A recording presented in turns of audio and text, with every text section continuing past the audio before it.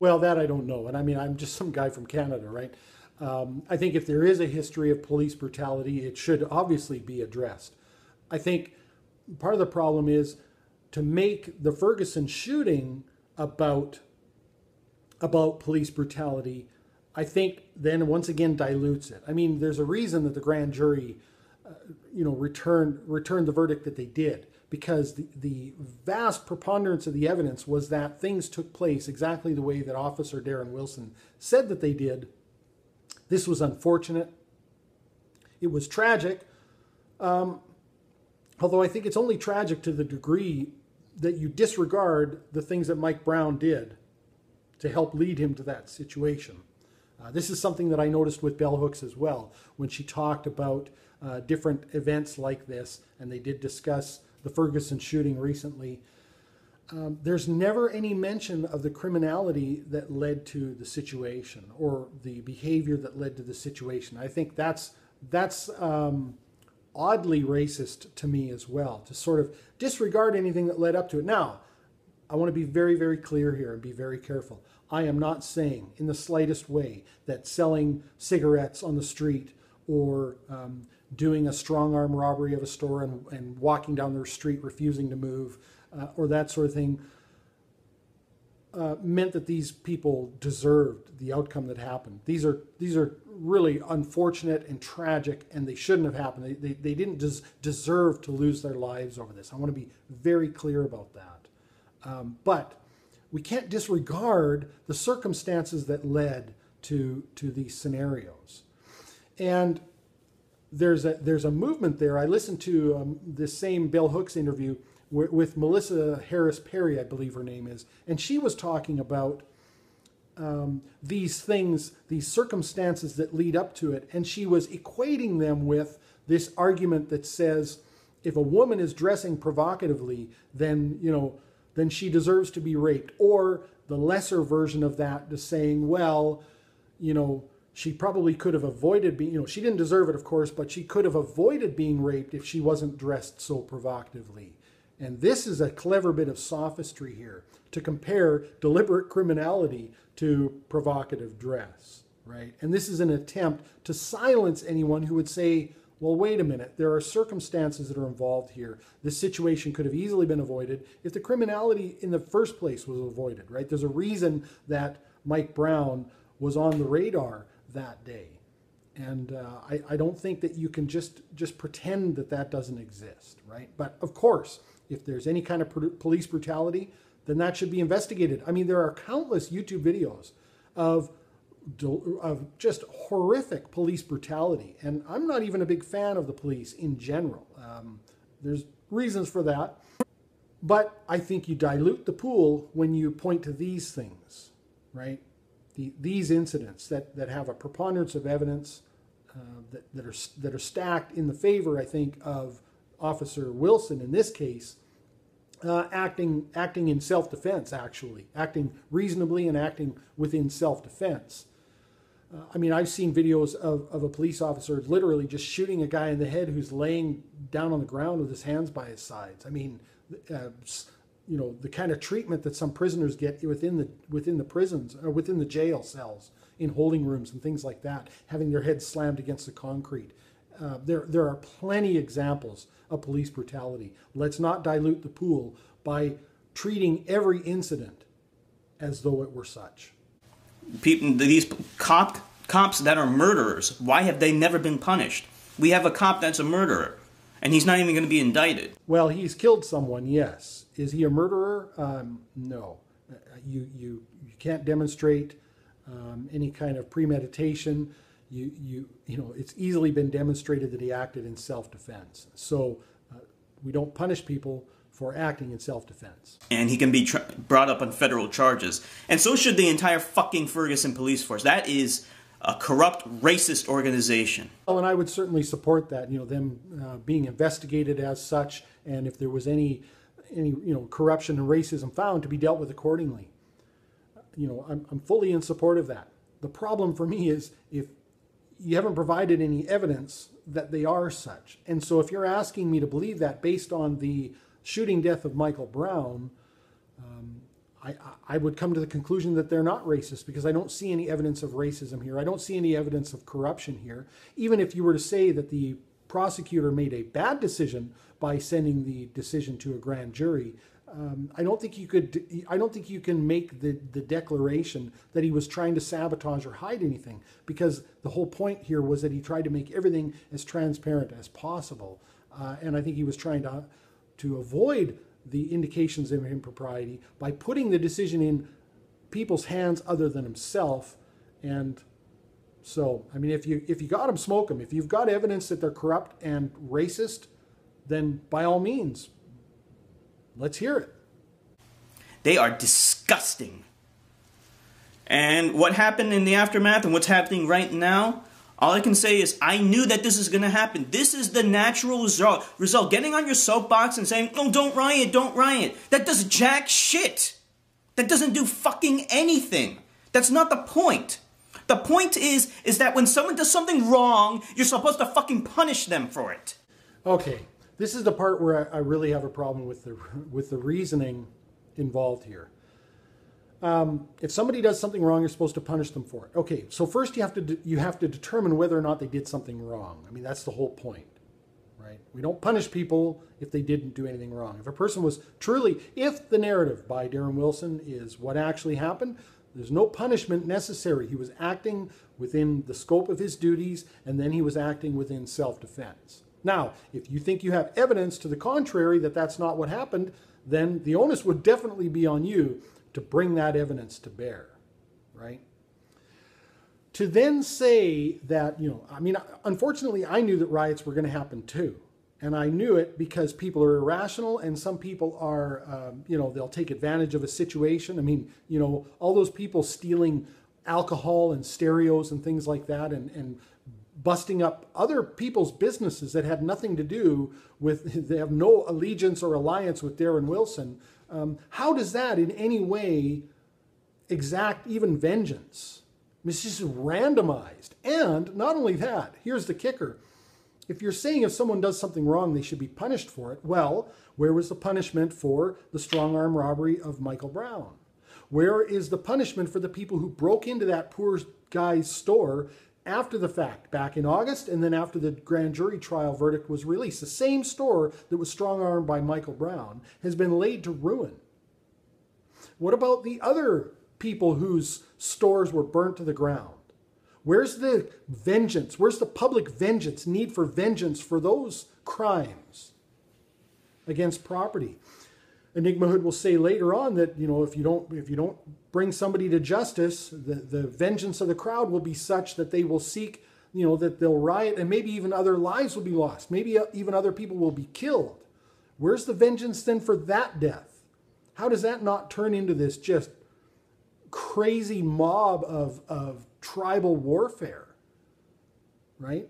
And if we live in a nation that operates under the rule of law, and this is the way that people actually behave, that they just have this bloodlust, they just want their vengeance, they just want a pound of flesh. They really have no right to ask the government to enact any kind of justice. If their way of enacting their vengeance is to then damage the property and even potentially kill people who have nothing to do with the incident whatsoever. They've got no right to ask for justice if that's what they're going to enact on their own, right? This isn't how it works, man. It's just not how it works. We don't punish people if they're not guilty of a crime. And you have to have some faith and trust in your fellow man to appropriately go through the evidence and come to some sort of conclusion. And if you believe that's not happening, there are avenues for you to take to try to gain satisfaction for that. I mean, I would like to know how much of the evidence you've personally looked at. It's been released. The grand jury trial evidence has been released. When someone murders a young boy, you're supposed to punish that fucker for it. I totally agree. In a just world, if someone murders a young boy, they should be punished for it. It's not been demonstrated here or evidenced that this was a murder. It was a killing, yes, but it was not a murder. And there's this narrative that goes on too to infantilize the victim in this case, right? So everybody talks about him as a young boy, and a lot of the pictures are shown are pictures of a much younger Michael Brown. This guy was a big dude, right? So, there's a desire here to remove the situation from any criminality or wrongdoing on Michael Brown's part, and to infantilize him, to make him this, virtually, a toddler, or something, and to demonize the officer. And that stuff would all be fitting if it were the case. It's just simply not the case. And this is not the way we try, even in the court of public opinion, a case, right? I mean, it's just plain wrong. Instead, a lot of other people are suffering now because they didn't make the person who deserved to suffer. Think of it that way. All right? You have two options. Either you can make a bunch of people who had nothing to do with that shooting suffer, which is what's happening now because they're looting, they're destroying property, and who knows, lots of people are being injured. Maybe some people are going to be killed who had nothing to do with that incident. So again, I think it's important to, we need to separate, peaceful protesters. I noticed there was a protest in the Macy's in New York City the other day, and they called it a die-in, and they all just laid down, and and as far as I know, there was no damage done. Right? We need to separate out peaceful protests, which is something that is very important in our society, I believe, from these looters and rioters. But to say you can either do this or that, and then claim to have some sort of rule of law and legitimacy, to say you either get justice or we're going to enact injustice, then those people have no right to claims for demanding justice in the first place, right? There's kind of an old adage out there, two wrongs don't make a right. And if that's what you're saying, then you have no right to declare and demand justice. If your reaction is going to be to commit injustice, to go out there and harm completely innocent and unrelated people. That's just ridiculous. Or alternatively, you can punish this murderer. Which would you rather have? False dichotomy. It's not either you can punish this murderer or we're going to go and do a bunch of other stuff. We're going to riot and loot and damage people's property.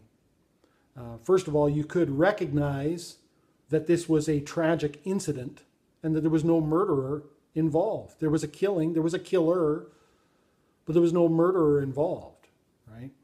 And you could also recognize that that two wrongs don't make a right. And you could say, even though we disagree with the grand jury trial verdict, we're going to protest peacefully and demand a further investigation, demand that he be brought up on the federal charges and to investigate whether or not he, robbed Michael Brown of his rights, right? You could do all of that, but to say you either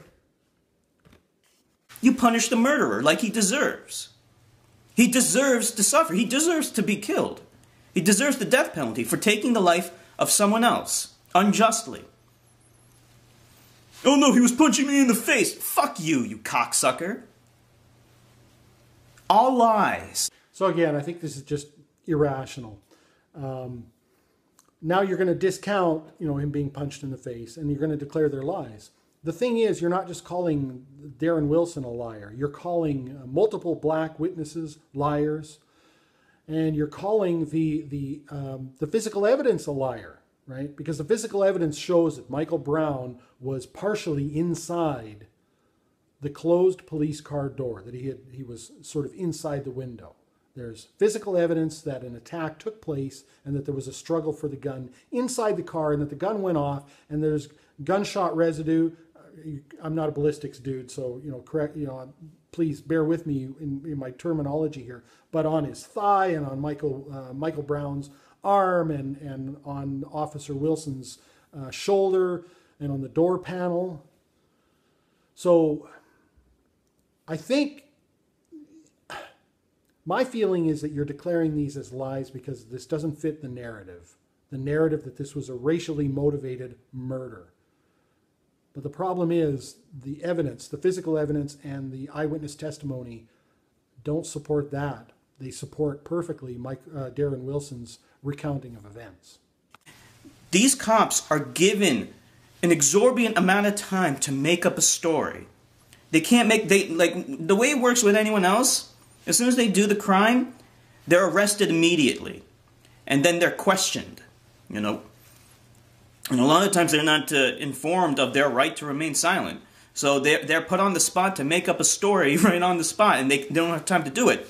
I find this hard to believe that, and how can you know this? How can you know how many cases in which, you know, people are arrested, they're deprived of their right to remain silent? And of course, if they have any kind of good representation or counsel, and that's found out, they can have the whole, I mean, you know, cases get thrown out for people being deprived their right to silence, right? Their right to have counsel before they make any kind of a statement. So I find that kind of hard to believe.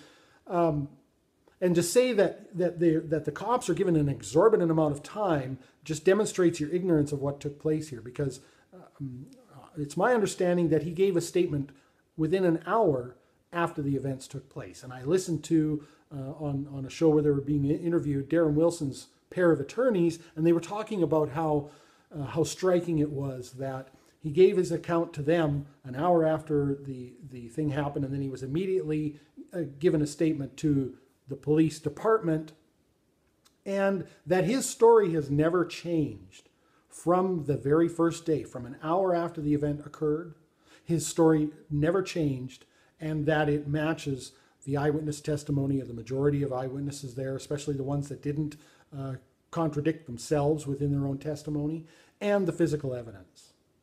So I feel like, again, this is all sort of poor reasoning and irrationality in order to support a narrative. And hey, listen, I want to make it clear once again, if there is police out there that are quote unquote hunting blacks, as I've heard the narrative, you know, killing black men with impunity, I want to know about it. I mean, this should be eradicated